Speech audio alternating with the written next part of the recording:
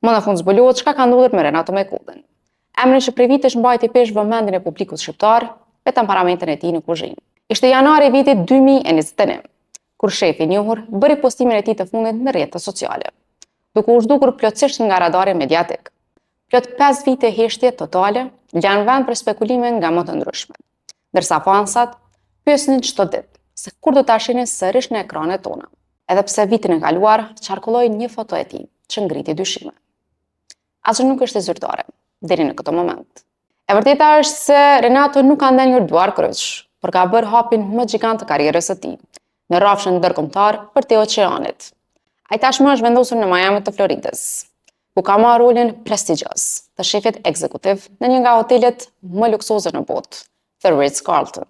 Suksesi i tij ka thyer kufit, duke bërë që edhe giganti mediatik Forbes dhe Miami New Times të shkruajnë me superlativa për të.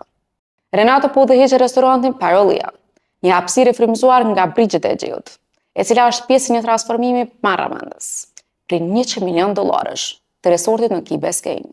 Nga studioja Hell's Kitchen në Tiranë, Mekulli tani po servir shije të rafinuara greke dhe turke për elitën amerikane, duke dëshmuar se kjo pauzë gjatë ishte në fakt një përgatitje për të pushtuar majat e gastronomisë botërore. Dhe mos harroni, na ndiqni në të gjitha platformat online të Preve pa Libertas Fahim.